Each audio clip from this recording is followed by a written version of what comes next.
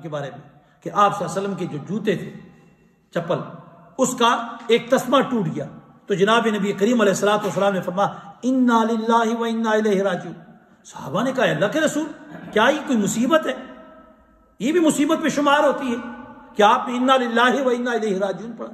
تو جناب نبی کریم علیہ الصلوۃ والسلام نے فرمایا کہ مومن کو جو بات بھی ناگوار گزرے، فرمایا وہی اس کے لیے مصیبت ہے۔ تو اسی طرح حضرت ابو ہریرہ طرف روایت آتی ہے، وہ فرماتے ہیں کہ جب تم میں سے کسی کی جوتے کی تسمہ ٹوٹ جائے، جناب نبی کریم صلی اللہ علیہ وسلم نے فرمایا کہ اس وقت بھی کیا ہے، انا للہ و انا الیہ راجعون۔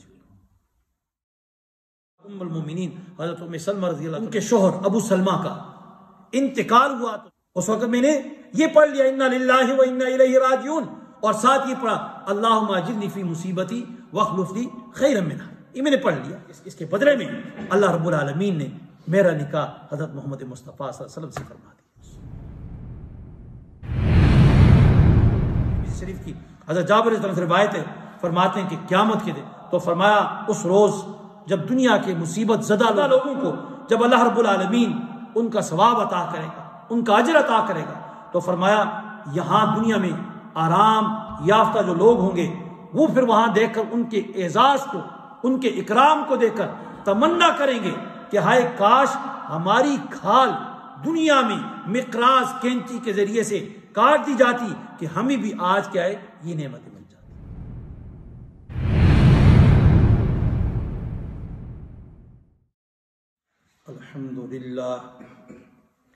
الحمدللہ رب العالمین والصلاة والسلام علی من لا نبی بعدہ، اما بعد فاعوذ باللہ من الشیطان الرجیم، بسم اللہ الرحمن الرحیم، الذین اذا اصابتهم مصیبہ قالوا انا للہ وانا الیہ راجعون، اولئک علیہم صلوات من ربہم ورحمہ وَأُولَئِكَ هُمُ الْمُهْتَدُونَ۔ صدق اللہ العظیم۔ نہایت ہی قابل قدر مسلمان بھائیوں، بزرگوں، گھروں میں سننے والی میری مسلمان ماؤں، بہنوں، بھائیوں، السلام علیکم ورحمۃ اللہ وبرکاتہ۔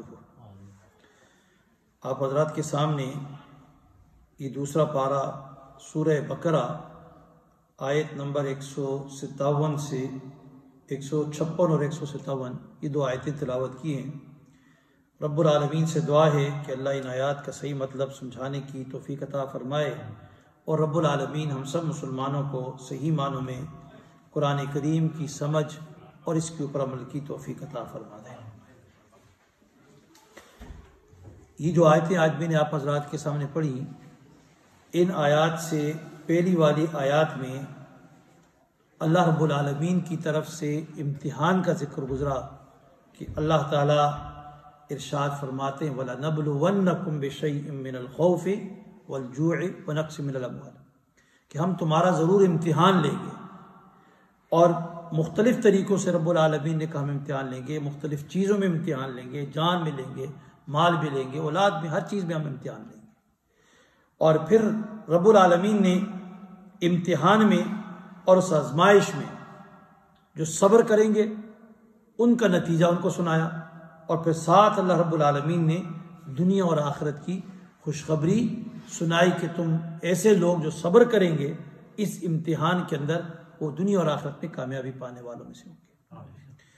اب اس آیت میں ان خوش نصیب لوگوں کی صفات کو بیان کیا جن کو صابرین کہا، جو صبر کرنے والے ہیں، کہ کس طرح صبر کرتے ہیں اور صبر کے وقت کیا کہتے ہیں، اور مصیبت آ جائے، دکھ آ جائے، غم آئے، پریشانی آئے، اس وقت ان کی زبانوں پر کون سے کلمات جاری ہوتے ہیں۔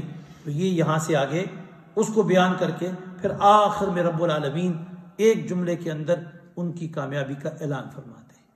فرمایا رب العالمین نے الذین، وہ لوگ، الذین یعنی وبشر الصابرین، اللہ نے فرمایا خوشخبری دو صبر کرنے والوں کو۔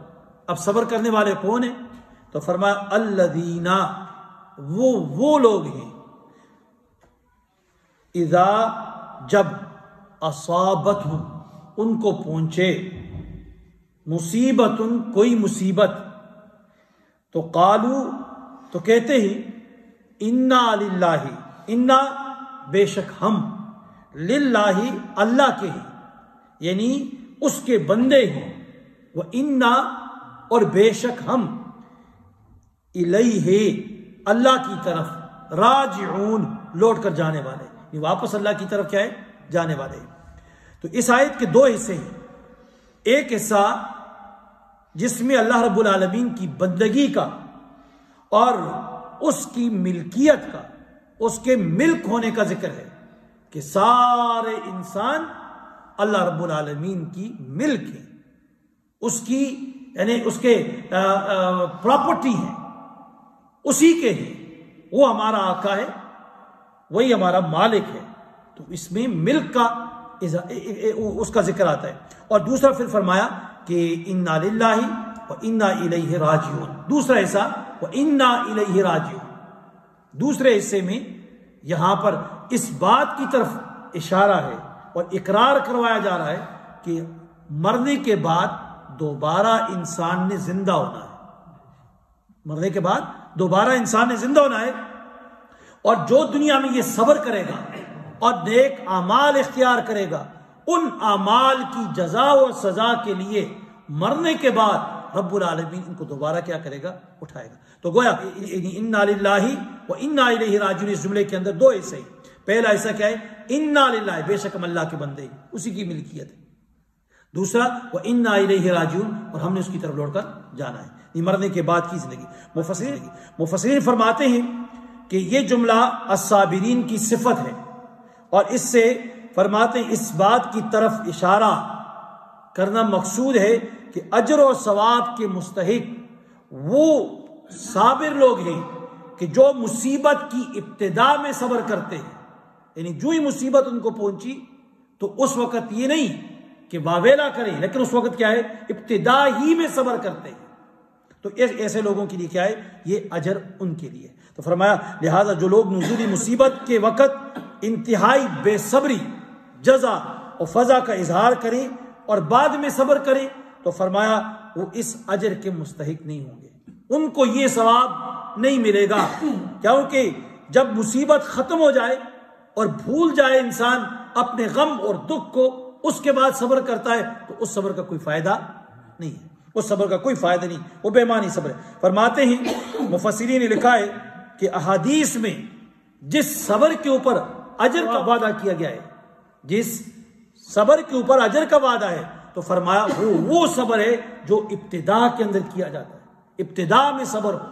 تو پھر آگے لکھتے ہیں مفسرین نے لکھا کہ اس آیت سے یہ بات بھی معلوم ہوئی کہ صبر تو یہ ہے کہ مصیبت کے وقت انسان کی زبان سے کوئی واویلا اور جاہلیت کی باتیں یہ نہ نکلے منہ سے۔ بعض اوقات نکلتی ہے نا، جب کوئی مر جاتا ہے، خاص کر خواتین جو ہوتی ہیں ان کی زبانوں سے تو بہت ہی عجیب و غریب قسم کے الفاظ نکلتے ہیں، تو فرمایا ایسی باتیں نہیں نکالنی چاہیے، بلکہ اس وقت کیا کہنا چاہیے؟ کوئی مصیبت آ جائے، فوتگی ہو جاتی ہے، کوئی مال چھن جاتا ہے، غم آ جاتا ہے، دکھ آتا ہے، پریشانی آتی ہے، تو ایک دم انسان کو کیا کہنا چاہیے؟ انا للہ و انا الیہ راجعون، بے شک ہم اللہ ہی کی ملکیت ہے، و انا اور بے شک ہم نے الیہ راجعون، اسی کی طرف لوٹ کر جانا ہے۔ تو ہم اس کے غلام ہیں، اس کے بندے ہیں، وہ ہمارا مالک ہے، وہ ہمارا مالک ہے، ہمارے تمام معاملات میں اس کو ہر قسم کا اختیار حاصل ہے، جیسا وہ تصرف کرے، جس طرح وہ چاہے، جو مرضی چاہے ہمارے ساتھ کرے، ہم تو کچھ اس کے کیا ہے؟ غلام ہے، اس کے بندے ہیں، اس کی ملکیت ہے۔ جس طرح مالک اپنی زمین یا جائیداد کا مالک، یہ جو ٹیمپریری مالک ہم بنے ہوتے ہیں، اپنی مرضی سے ہم کیا ہے؟ جو بھی کرنا چاہیں تو ہمیں کوئی روک نہیں سکتا ہے۔ تو اسی طرح ہم انسان جو ہے اللہ کا کیا ملکیت ہے، اس کی پراپرٹی ہے، تو اللہ رب العالمین کی مرضی جو چاہے انسان کے ساتھ کرے۔ تو اس لیے اگر مصیبت آ جائے تو ایک دم اس کی زبان سے کیا آنا چاہیے؟ انا للہ و انا الیہ راجعون۔ انوار البیان تفسیر میں ایک روایت ہے کہ جناب نبی کریم علیہ الصلوۃ والسلام کی ایک صاحبزادی کا بچہ بیٹا آخری حالت جان کنی کی حالت میں ہے اور آخری وقت ہے. انہوں نے جناب نبی کریم علیہ الصلوۃ والسلام کی خدمت میں یہ خبر بھیجی کہ میرا بیٹا آخری لمحات ہیں اس کے، آپ تشریف لائیے. تو ریکویسٹ بھیجی انہوں نے. تو جناب نبی کریم علیہ الصلوۃ والسلام نے واپس انہیں سلام کہلوایا اور کہا کہ انہیں میری طرف سے سلام دیں، اور پھر فرمایا کہ انا للہ ما اخذ ولہ ما آتا وکل عندہ باجل مسمى فلتصبر ولتحتسب. فرمایا کہ بلا شبہ اللہ ہی کے لیے جو کچھ اس نے لیا ہے اور اسی کے لیے جو اس نے عطا فرمایا ہے. جو کچھ اللہ تعالیٰ نے ہمیں دیا ہوا ہے یہ سارے کا سارا اس کی ملکیت ہے. اور فرمایا ہر ایک کی اس کے نزدیک اجل مقرر ہے، ہر چیز کے لیے ایک وقت مقرر ہے، ایک ٹائم کیا ہے مقرر ہے. تو اس لیے فرمایا فلتصبر ولتحتسب. فرمایا تو صبر کر اور اجر پا. صبر کرے گی تو اس کے اوپر تمہیں کیا مل جائے گا؟ اجر ملے گا. تو یہ یاد رکھنا ساری ہم کس کی ملکیت ہے؟ اللہ نے. تو آگے ایک دوسری روایت میں سنن ترمذی کی روایت ہے، اس میں آتا ہے کہ ایک روایت آتی ہے کہ جب انسان کا ایک بچہ، جو چھوٹی عمر میں بچے پیدا ہوتے تو فوت ہو جاتے ہیں. تو جب بچہ فوت ہو جاتا ہے تو اللہ رب العالمین اپنے فرشتوں سے اس وقت کہتے ہیں کہ کیا تم نے میرے بندے کے بچے کی روح کو قبض کر لیا؟ تو فرشتے کہتے ہیں ہاں جی اللہ، ہم نے تو روح قبض کر لی اس کی. تو پھر اللہ رب العالمین فرماتے ہیں کہ تم نے اس کے دل کے پھل کو، یعنی اس کے دل کے ٹکڑے کو اس سے چھین لیا، اس کی روح کو قبض کر لیا، اس کو لے لیا. تو فرشتے عرض کرتے ہیں کہ اے اللہ ہم نے لے لیا. تو پھر رب العالمین ان سے کہتے ہیں کہ فرشتوں میرے بندے نے کیا کہا؟ میرے بندے نے کیا کہا؟ تو فرشتے جواب میں عرض کرتے ہیں اللہ تیرے بندے نے تیری تعریف کی، تیری حمد بیان کی، تیری تعریف کی، اور پھر اس نے انا للہ و انا الیہ راجعون پڑھا. تو رب العالمین فرشتوں سے کہتے ہیں کہ فرشتوں کہ میرے بندے کے لیے جنت میں ایک گھر بناؤ اور اس گھر کے اوپر لکھو بیت الحمد. اس گھر کے اوپر کیا لکھو؟ بیت الحمد. کہ جب میرا بندہ میرے پاس آئے گا تو اس کا ٹھکانہ اس کیا ہے؟ بیت الحمد کے اندر. تو یہ اسی لیے پھر علماء فرماتے ہیں کہ انسان کو جب بھی اس کے اوپر کوئی پریشانی آئے، غم آئے، دکھ آئے، تو اس وقت کیا ہے؟ انا للہ و انا الیہ راجعون پڑھنا چاہیے. اس کے بہت سارے فضائل ہیں حدیث کے اندر، مفسرین لکھیں. اس طرح تفسیر مظہری میں ایک روایت آتی ہے، فرماتے ہیں کہ جو آدمی مصیبت کے وقت انا للہ و انا الیہ راجعون پڑھتا ہے تو اللہ تعالیٰ اسے اس سے اچھا بدلہ عطا فرماتے ہیں، اس سے اچھا بدلہ عطا فرماتے ہیں، اور اتنا دیتا ہے، اتنا دیتا ہے کہ وہ بندہ رب العالمین سے کیا ہے؟ راضی ہو جاتا ہے، وہ راضی ہو جاتا ہے، خوش ہو جاتا ہے. اور پھر اسی طرح تفسیر مظہری میں ایک دوسری روایت آتی ہے کہ جناب نبی کریم علیہ الصلوۃ والسلام کے بارے میں کہ آپ صلی اللہ علیہ وسلم کے جو جوتے تھے، چپل، اس کا ایک تسمہ ٹوٹ گیا. تو جناب نبی کریم علیہ الصلوۃ والسلام نے فرمایا انا للہ و انا الیہ راجعون. صحابہ نے کہا اللہ کے رسول کیا یہ کوئی مصیبت ہے؟ یہ بھی مصیبت میں شمار ہوتی ہے کہ آپ نے انا للہ و انا الیہ راجعون پڑھا. تو جناب نبی کریم علیہ الصلوۃ والسلام نے فرمایا کہ مومن کو جو بات بھی ناگوار گزرے، جو چیز اس کو تکلیف دے یا اس کو اچھی بری چیز اس کے سامنے کوئی پیش آ جاتی ہے، تو فرمایا اسے اس وقت یہ کیا ہے؟ انا للہ و انا الیہ راجعون. تو فرمایا وہی اس کے لیے مصیبت ہے. تو اسی طرح دوسری روایت میں آتا ہے، حضرت ابو ہریرہ کی طرف سے روایت آتی ہے، وہ فرماتے ہیں کہ جب تم میں سے کسی کی جوتے کی تسمہ ٹوٹ جائے، جناب نبی کریم صلی اللہ علیہ وسلم فرمایا کہ اس وقت بھی کیا ہے؟ انا للہ و انا الیہ راجعون. آگے اسی طرح حضرت عبداللہ ابن عباس رضی اللہ عنہ کے حوالے سے انوار البیان تفسیر کے اندر ہے کہ جس نے مصیبت کے وقت انا للہ و انا الیہ راجعون پڑھا تو رب العالمین اسے 4 قسم کے انعامات عطا فرمائے. پہلا حدیث میں آتا ہے کہ اس کی مصیبت کی تلافی فرما دیتا ہے، کہ جو مصیبت اس کو ملی ہوتی ہے اللہ رب العالمین اس سے کوئی اس کا بدلہ دے دیتے، اس کی تلافی کر دیتے. فرمایا اور دوسرے نمبر پر اس کی آخرت اچھی کریں گے، آخرت اس کے لیے کیا اچھی بنا دیں گے. اور تیسرا فرمایا اسے ضائع شدہ چیز کے بدلے میں اور کوئی اچھی چیز عطا فرما دیں گے، اور کوئی اچھی چیز کو عطا فرما دیں گے. اور ام المومنین حضرت ام سلمہ رضی اللہ عنہ ایک روایت جناب نبی کریم صلی اللہ علیہ وسلم سے نقل کرتی ہے، بڑی زبردست روایت ہے. فرماتی ہیں کہ رسول اللہ صلی اللہ علیہ وسلم کو میں نے یہ فرماتے ہوئے سنا کہ جس کسی مسلمان کو کوئی مصیبت پہنچے اور مصیبت پہنچتے وقت وہ کہے انا للہ و انا الیہ راجعون، یہ کہہ کر اس کے بعد ساتھ یہ پڑھے اللہم اجرنی فی مصیبتی واخلف لی خیرا منہا، اللہم اجرنی فی مصیبتی، اے اللہ تو مجھے اس میری مصیبت میں اجر عطا فرما، واخلف لی خیرا منہا، اور اس کا بدل نعم البدل مجھے خیر منہا، اس سے بہتر عطا فرما، اس سے بہتر مجھے عطا فرما۔ تو فرماتی ہیں کہ جب ان کے شوہر ابو سلمہ کا انتقال ہوا تو دل میں نے کہا کہ ان سے بہتر آدمی اور کون ہوگا کہ جنہوں نے جناب نبی کریم علیہ الصلوۃ والسلام نے مدینہ منورہ کی طرف ہجرت کی، مائگریشن کی، تو سب سے پہلے ہجرت کر کے جو آنے والے تھے وہ کون تھے؟ ابو سلمہ اور ان کا گھرانہ تھا، تو ان سے بہتر اور کون ہو سکتا ہے؟ لیکن فرماتی ہیں کہ میں نے پھر بھی دل میں یہ دعا کر لی، اس وقت میں نے یہ پڑھ لیا انا للہ و انا الیہ راجعون، اور ساتھ یہ پڑھا اللہم اجرنی فی مصیبتی واخلف لی خیرا منہا، یہ میں نے پڑھ لیا۔ تو فرماتی ہیں کہ اس کے بدلے میں اللہ رب العالمین نے میرا نکاح حضرت محمد مصطفیٰ صلی اللہ علیہ وسلم سے فرما دیا، یعنی گویا جو میرا شوہر جس کا انتقال ہو گیا اس کے بدلے میں رب العالمین نے مجھے جناب نبی کریم علیہ الصلوۃ والسلام کو عطا فرما دیا، اور جناب نبی کریم صلی اللہ علیہ وسلم سے بہتر اور دنیا میں کون ہو سکتا ہے؟ تو اس لیے مسلمانوں کو آج بھی چاہیے جب بھی کوئی تکلیف آئے، غم آئے، پریشانی آئے، تو اس میں بے صبری کے کلمات نکالنے کی بجائے ان دعاؤں کو پڑھنا چاہیے۔ بعض لوگ بڑی بے صبری کا مظاہرہ کرتے ہیں، اور بعض تو زمانہ جاہلیت کی طرح کیا ہے عورتیں تو کھول دیتی ہیں بال، اور پھر کیا ہے دوپٹے ہٹا دیتی ہیں، گریبان پھاڑتی ہیں، اور سینہ کوبی ہوتی ہے، منہ پہ چپیڑے مارتی ہیں، آوازیں عجیب و غریب آوازیں، اگر اس کو ریکارڈ کر لیا کریں اس وقت تو بعض ان کو سنا ان خود بیچاری پریشان ہوتی ہے، یہ میں کیا کر رہی تھی۔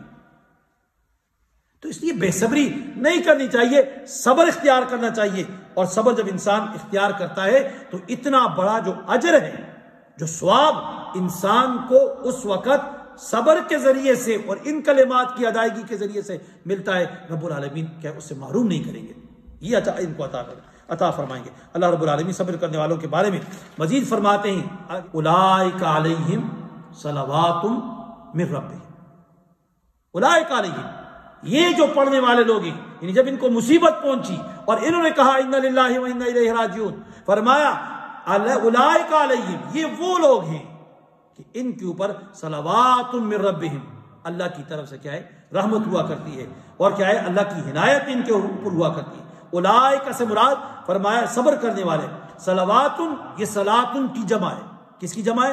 صلاتن کی جمع ہے، اور لغت میں اس کا معنی دعا کے آتے ہیں، صلاتن کا اصل معنی کیا ہے؟ دعا کے آتے ہیں۔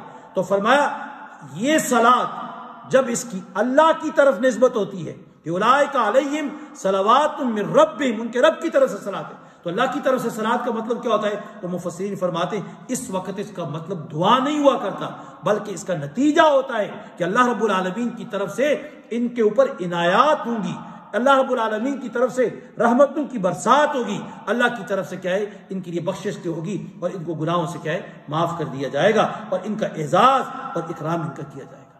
پھر آگے یہاں ایک سوال ہوتا ہے کہ جب صلاتن کا معنی رحمت ہے، تو پھر رحمت کو رب العالمین نے علیحدہ کیوں بیان کیا کہ اولئک علیہم صلوات من ربہم ورحمہ، اور ان کے اوپر رحمت ہوگی، پھر دوبارہ رحمت کو کیوں ذکر کیا؟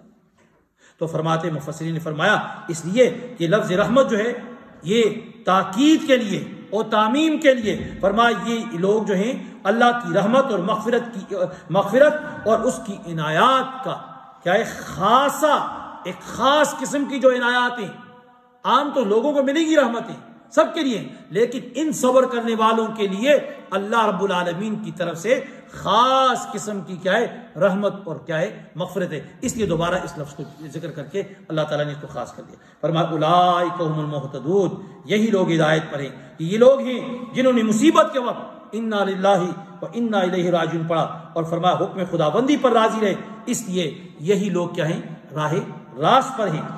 علماء فرماتے ہیں کہ مہتدون کا معنی یہاں فائزون کا معنی میں آتا ہے، فائزون کا معنی کہ یہ لوگ کامیاب ہو گئے، تو فرمایا اس سے بڑی کامیابی کیا ہوگی کہ انسان کو اللہ کی رحمت مل جائے، اللہ کی طرف سے بخشش مل جائے، اللہ کی طرف سے کیا ہے اس کو دنیا میں کیا ہے اور آخرت کے اندر اعزاز اور اکرام کو استفاد ہو جائے، اس سے اور بہتر چیز اور کیا ہو سکتی ہے۔ ایک حدیث میں آتا ہے ترمذی شریف کی، حضرت جابر رضی اللہ عنہ سے روایت ہے، فرماتے ہیں کہ قیامت کا دن جب ہوگا تو فرمایا اس روز جب دنیا کے مصیبت زدہ لوگوں کو، دنیا میں مصیبت زدہ لوگوں کو جب اللہ رب العالمین ان کا ثواب عطا کرے گا، ان کا اجر عطا کرے گا، تو فرمایا یہاں دنیا میں آرام یافتہ جو لوگ ہوں گے وہ پھر وہاں دیکھ کر ان کے اعزاز کو، ان کے اکرام کو دیکھ کر تمنا کریں گے کہ ہائے کاش ہماری کھال دنیا میں مقراض کینچی کے ذریعے سے کاٹ دی جاتی کہ ہمیں بھی آج کیا ہے یہ نعمتیں مل جاتی۔ تو اس لیے دنیا میں صبر کرنے والے لوگ مصیبتوں کے اوپر، مشکلات کے اوپر، غموں کے اوپر جو صبر کرتے ہیں، کل قیامت کے روز اتنے بڑے اعزازات سے، اتنی بڑی کیا راحتوں اور مغفرتوں سے رب العالمین ان کو نوازے گا کہ دنیا میں جو آرام اور سکون کی زندگی گزارنے والے لوگ ہوں گے وہ تمنا کریں گے کہ کاش ہمارے جسم کو، کھالوں کو کیا ہے